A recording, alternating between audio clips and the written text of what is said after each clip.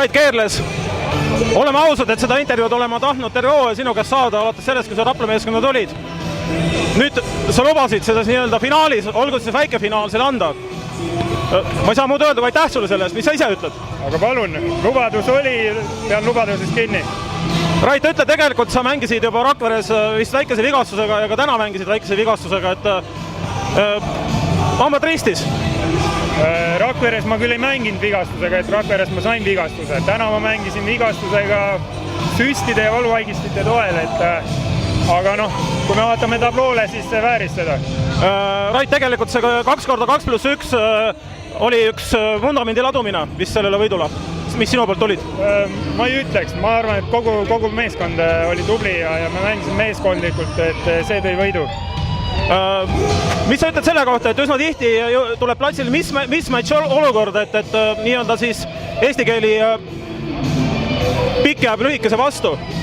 No see oli meil on terve hooaeg olnud see niisugune murelaps, et me ei suuda seda ära kasutada, et täna isegi ma ütleks, et väga hästi leidsime kohad üles ja jõudis pall õigesti sinna alla. Ütle, kui sa Raplasse hooaja alguses tulid ja andsid nõusoleku, et kujutad sa ette nii rasket ja põnevat hooaega? Ma ei ütleks, et raske, kindlasti põnev, et meil on olnud mõõnasi ja tõususi, et kui me lõpetame selle medaliga, siis kõik väärib seda.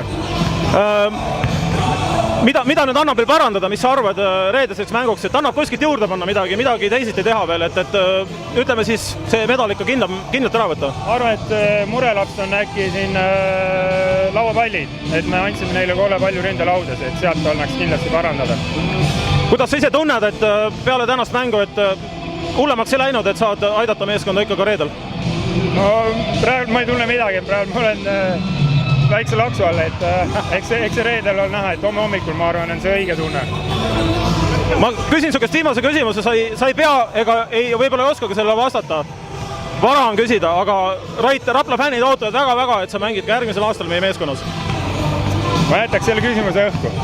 Räägime sellest siis, kui on meeskonna lõpupidu. Hooaja lõpupidu. Räägime siis. Oled nõus sellega? Olen nõus. Aitäh, Rait, ja reedel kohtume.